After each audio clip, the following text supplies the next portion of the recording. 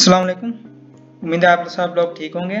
आज हम एक न्यू प्रोजेक्ट लेके आए हैं जिसमें .NET फ्रेमवर्क का यूज़ करते हुए C# के अंदर हम एक लाइब्रेरी डेटाबेस बनाएंगे जिसके अंदर हम अवेलेबल बुक्स जो ऐड की जाएंगी बुक टाइटल और ऑथर के नेम के साथ उनकी अवेलेबिलिटी और बारो करने वाला उसके हिसाब से उसकी अवेलेबिलिटी चेक की जाएगी चेक इन और चेक आउट के जरिए।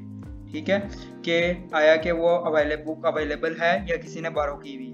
तो इसके लिए हमने 4 टेक्स्ट बॉक्स लेंगे जिसमें हम बुक टाइटल ऐड करेंगे, ऑथर का नेम ऐड करेंगे और दूसरी साइड पे हम बारोवर नेम ऐड करेंगे और बुक आईडी ऐड करेंगे जो ऑटोमेटिकली भी जनरेट हो सकती है। उसके बाद हम इन टेक्स्ट बॉक्स का नेम चेंज कर देंगे। जैसे इस पर टेक्स्ट बॉक्स पे क्लिक किया और इसकी राइट साइड पे राइट कॉर्नर पे प्रॉपर्टीज में शो हो गया। अब नीचे जाएंगे, नीचे जाके सारा यहाँ पे नेम हमने हर टेक्स्ट बॉक्स का अपने हिसाब से नेम चेक किया ताकि हम जब कोडिंग करें तो इसमें कोई इशू ना आए। और उसके साथ ही हमने ये बटन ऐड किए, बटन का टेक्स्ट हमने चेंज किया हमारे हिसाब से, जो जैसे ये ऐड बुक जो शो होगा हमें, और इस तरह इसका check in button check in और बटन चेकआउट। उसके बाद ये बटन और ये बटन और उनका बैकग्राउंड में नेम भी चेंज किया ताकि हमें कोडिंग में कोई इशू ना बने जैसे ये। और हमने ग्रिड व्यू ऐड किया ताकि हमें ये ग्रिड व्यू है जिसमें हमें सारी अवेलेबल बुक्स शो हो सके। और जैसे ही हम इस पर क्लिक करेंगे व्यू ऑल बुक्स में और तो तमाम अवेलेबल बुक्स हमें डाटा ग्रिड व्यू के अंदर शो होंगी। और जैसे हम क्लियर ग्रिड व्यू पर क्लिक करेंगे तो तमाम जो डाटा ग्रिड व्यू है उसका डाटा क्लियर हो जाएगा। ठीक है, उसके बाद हमने ये करने के बाद हमने क्या किया, हमने SQL सर्वर एक्सप्रेस को ओपन किया, उसमें डेटाबेस कनेक्ट करने के बाद, ठीक है, हमने सर्वर के साथ कनेक्ट करने के बाद हमने क्रिएट डेटाबेस किया जिसका नाम हमने रखा लाइब्रेरी DB। ठीक है, अब हमने इसको यूज़ किया, यूज़ लाइब्रेरी DB और इसको सिलेक्ट करके एग्जीक्यूट किया।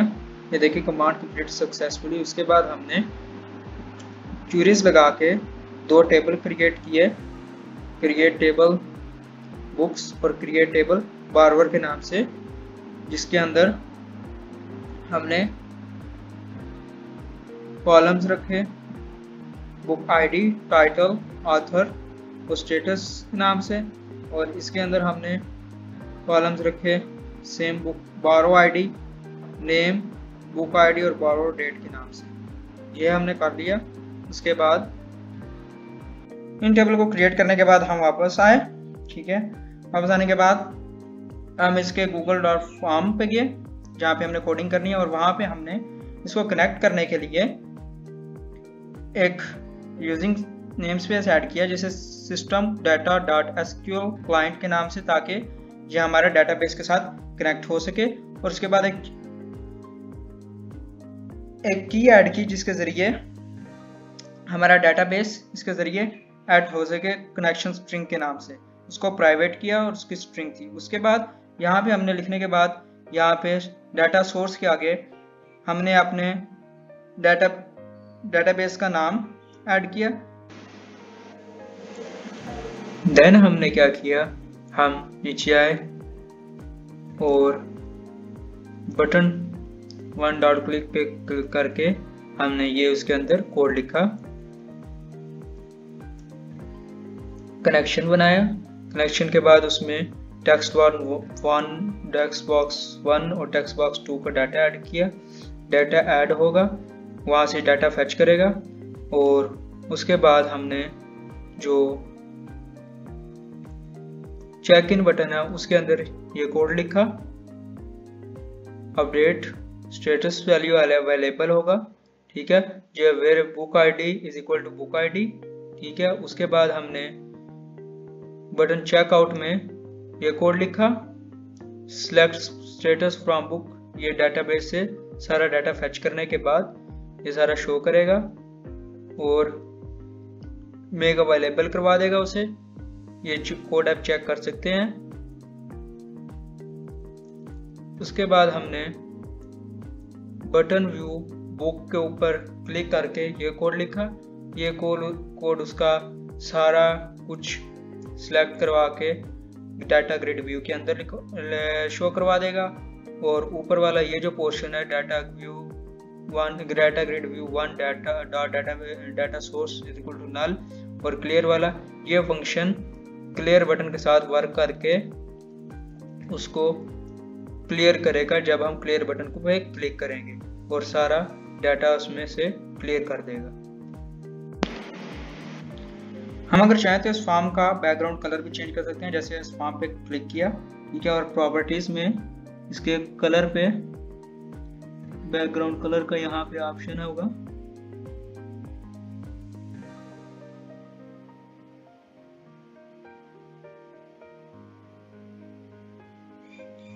Back colour. यहाँ पे हम इसे क्लिक करके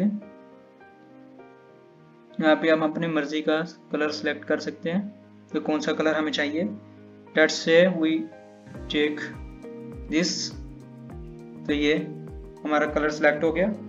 उसके बाद हमें इस डेटाबेस को जो हमने ये प्रोजेक्ट बनाया है इसको हम परफॉर्म करके देखते हैं आया ये वर्क कर भी रहा है या नहीं कर रहा। तो इसके लिए हम स्टार्ट पे क्लिक करते हैं।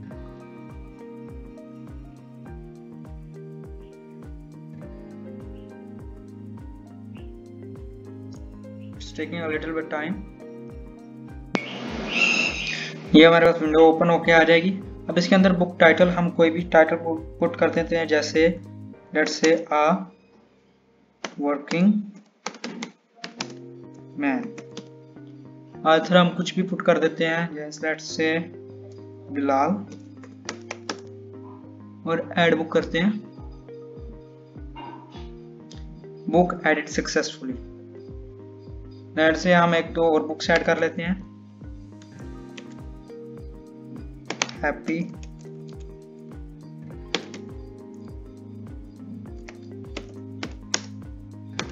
मॉर्निंग के नाम से।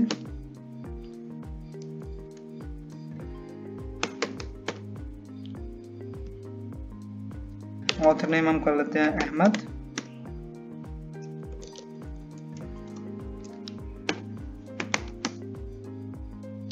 ऐड बुक क्लिक करते हैं, ये शो कर रहा है कि एक और बुक ऐड हो चुकी है। लेट्स से एक और ऐड करते हैं, फेस्टिवल्स के नाम से।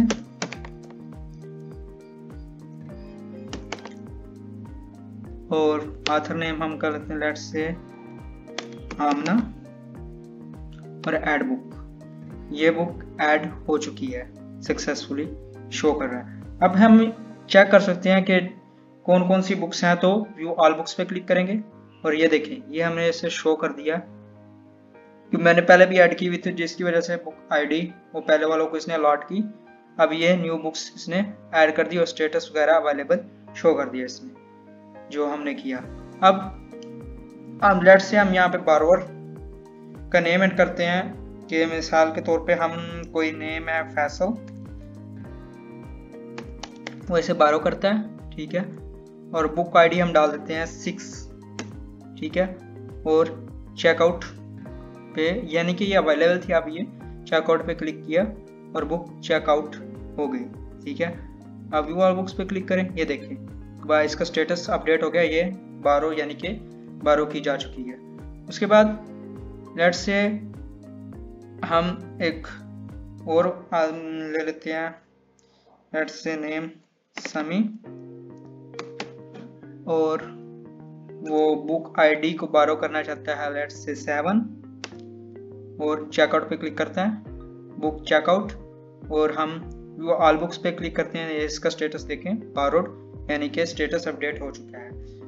अगर किसी के पास बुक पड़ी है और वो वापस उसे देना चाहता है, ठीक है, लेट्स से हम यही एग्जांपल लेते हैं समी, और बुक आईडी और 7 वापस करना चाहता है, तो हम दोनों डाटा पुट करके चेक इन पे क्लिक करते हैं और बुक चेक इन यानी कि बुक दोबारा अवेलेबल होगी। हम वो ऑल बुक्स पे क्लिक करेंगे तो ये अवेलेबल बन गई। इसको हम डेटाबेस के जरिए भी चेक कर सकते हैं। लेट्स से हम कहते हैं सिलेक्ट स्टैटिक फ्रॉम टाइप की स्पेलिंग हुआ है मिस्टेक, फ्रॉम बुक्स सेमीकोलन, और इसे एग्जीक्यूट करते हैं सेलेक्ट करके। ये देखें यहाँ पे भी इसने शो कर दिया, ये बुक का टेबल के अंदर जो डाटा था इसने शो कर दिया। लेकिन अगर हम इसके बारोवर के टेबल के से हिसाब से चेक करने से उसमें स्टेटस वगैरह सारा इसका आ जाएगा। सिलेक्ट फ्रॉम स्टैरिक फ्रॉम बारोवर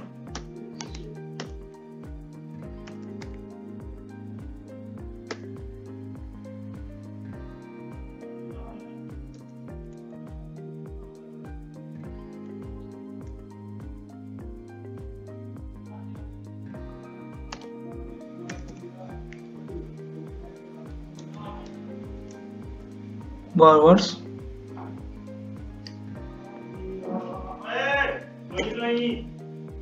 और इसे एग्जीक्यूट करते हैं। तो ये देखें बारो डेट उसने सारा उसकी डेट भी दे दी किसने बारो की और क्या उसका स्टेटस था।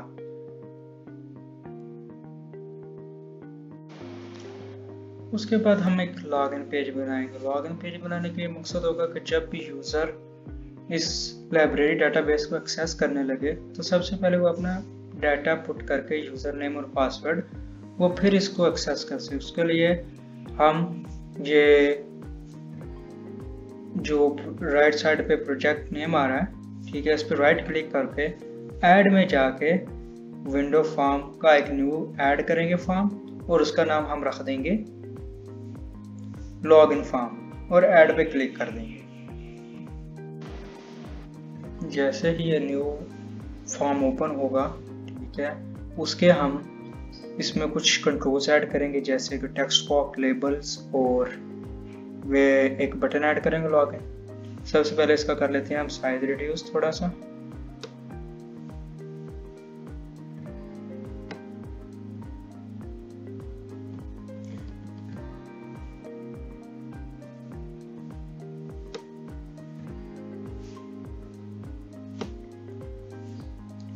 और इसमें व्यू में जाके टूल बॉक्स में जाके एक बटन ऐड कर देते हैं। एक टेक्स्ट बॉक्स ऐड किया हमने, इसे कॉपी करके दोबारा पेस्ट कर दिया।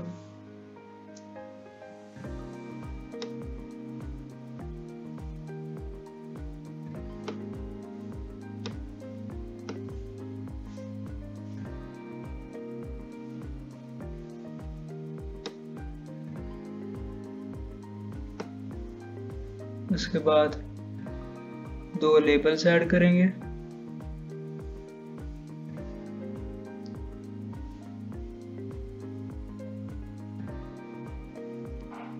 एक लेबल ये, इसी को कॉपी करके दोबारा पेस्ट कर दिया, दो लेबल आ गए।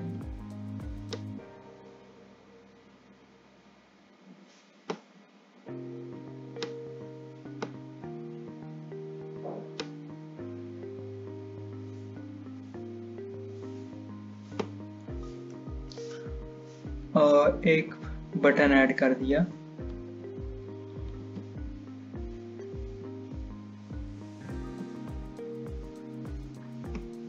जो लॉगिन बटन होगा। अब हम इनका नेम चेंज करते हैं।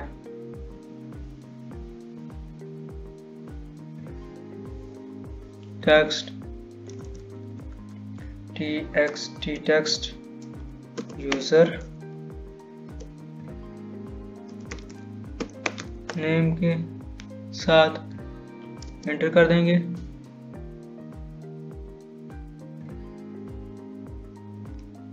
और दूसरे का भी हम नेम चेंज कर देते हैं, टेक्स्ट पासवर्ड, और एंटर कर देते हैं। टेक्स्ट पासवर्ड हो गया। उसके बाद लेबल का हम नाम रखते हैं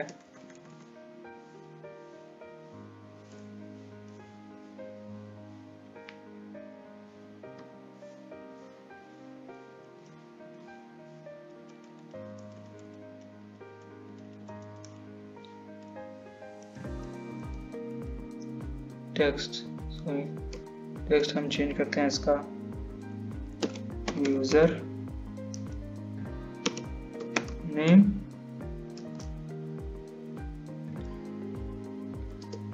और इनका फॉन्ट साइज थोड़ा इंक्रीज करके हम कर देंगे बोल्ड एंड साइज 9 ओके करेंगे। Then same thing will do with label 2। इसका हम फॉन्ट चेंज कर देते हैं और वो भी 9 और बोल्ड करके ओके किया और इसका टेक्स्ट चेंज करके हमने रख दिया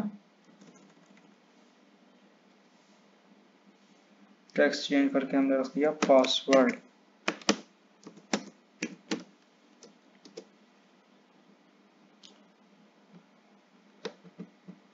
बटन का भी हमने टेक्स्ट चेंज करके कर दिया button log in and then उसका नेम चेंज कर दिया कोडिंग में ताकि हमें आसानी हो।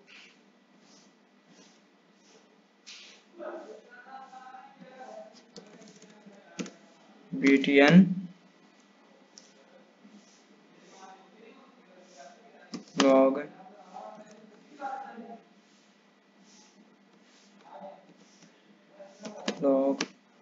in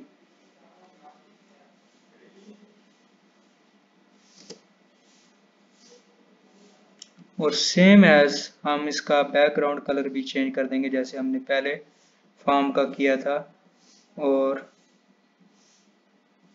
उसको भी हम चेंज करके सेम एज रख लेंगे कोई भी, लेट्स से दिस वन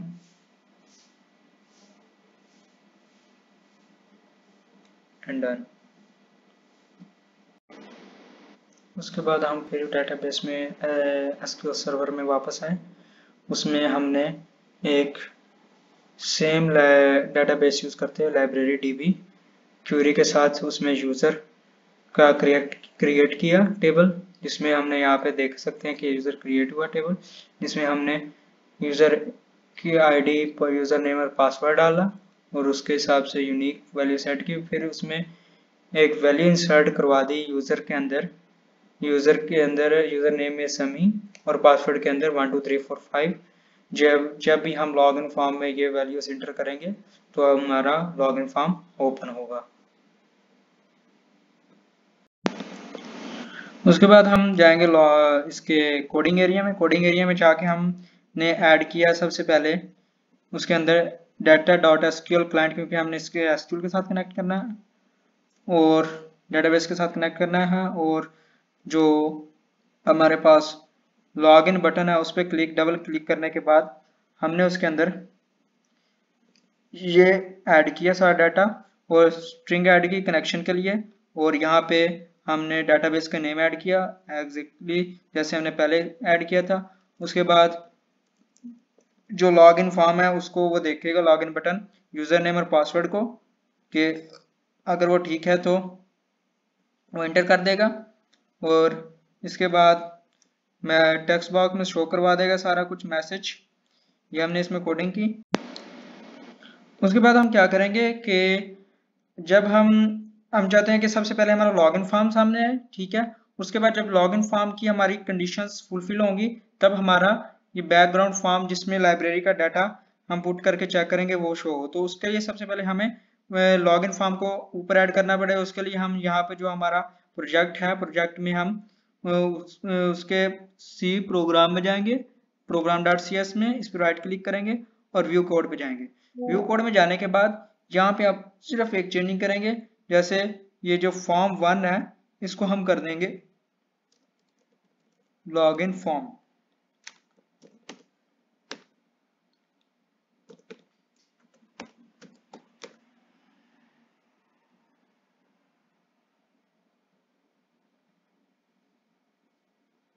और एंटर कर और सेव कर देंगे इसको। इतनी सी हम इसमें चेंजिंग करेंगे। ये सब कुछ करने के बाद हमने फिर इसको स्टार्ट पे क्लिक करके और रन कर देना है और थोड़ी देर लेगा और रन हो जाएगा। जब हम स्टार्ट करेंगे तो हमारे पास पहला इंटरफेस देखे, जैसे हमने लॉगिन पहले सेट कर दिया लॉगिन फॉर्म, तो हम लॉगिन फॉर्म पहले आएगा, इसमें हम यूज़र नेम वगैरह पुट करते हैं समी एंड पासवर्ड था हमने रखा 12345। Login successful. देन जब लॉगिन सक्सेसफुल हो जाएगा तो हमारे पास ये विंडो शो होगी लाइब्रेरी डेटाबेस, जिसमें हम ऑपरेशंस लगा के अपना सारा कुछ देख सकते हैं। Thank you very much. Hope you like the video. Kindly subscribe the channel and like the video and share it.